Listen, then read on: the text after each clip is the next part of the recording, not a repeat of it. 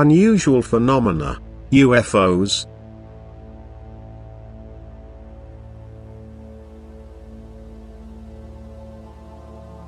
Anyone who mentally ventures beyond earthly spheres will also be influenced by forces of the beyond, for he is constantly surrounded by such forces. But this influence is of a spiritual nature, because contact between this world and the world of the beyond gets established through the human being's will.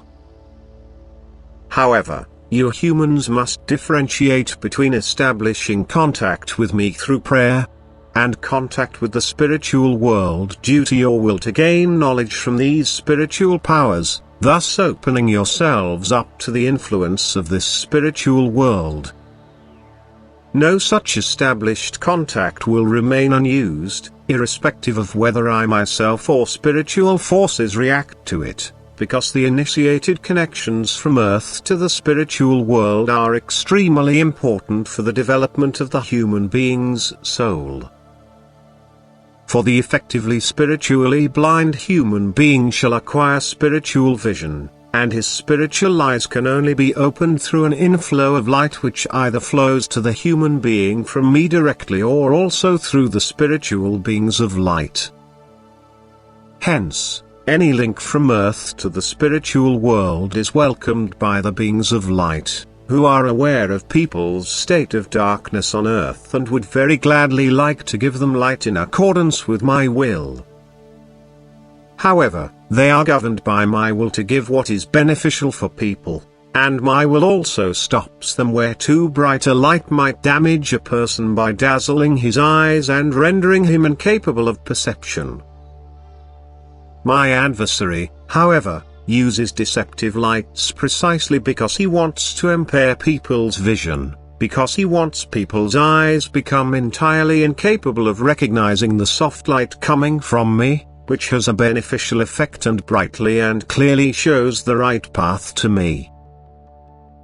Therefore he endeavors to let as many deceptive lights shine as possible in order to confuse people.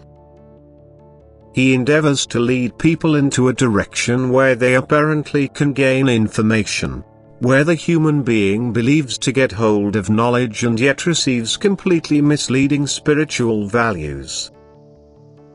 My adversary has many such means which he uses to cause ever greater mental confusion in people.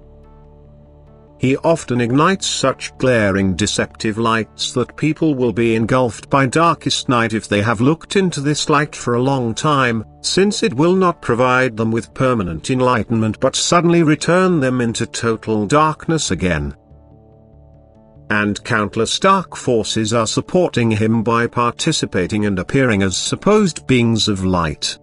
By prompting people to establish the above-mentioned links with the spiritual world by way of improper thought transferences which either flatter people or promise them advantages, so that they will follow these thoughts and thus enter a region which is governed by dark powers. Just the intention of wanting to acquire knowledge without turning to the right source can lure people into a dangerous region from which they can only save themselves again with great difficulty. The will to step out of the ordinary, to experience the extraordinary and wanting to excel with exceptional knowledge leads people into this dangerous position where dark forces overpower him and thus dazzle his vision. And in view of the end there is an increased risk, for the universe is full of poison-spitting spirits which are loyal vassals to my adversary in order to corrupt people. His influence is powerful because the human being does not resist him, but he could become master over him by just entrusting himself to me myself in Jesus Christ, who had defeated him through my crucifixion. But instead of calling upon me, the human being calls upon other powers in the universe, and he will indeed be heard by these powers and helped, frequently in a way which brings ever greater darkness instead of brightness. He moves increasingly further away from the truth, he allows himself to be captivated by delusions, by illusions brought into being by my adversary. He offers immature spirits the opportunity to express themselves and accepts their information as pure truth. He is most dreadfully deceived by my adversary and always believes himself to be enlightened. But he will not accept the truth which consists of the fact that my word cannot fade away, that it will come to pass, and that my word has announced an end ever since the beginning of this era.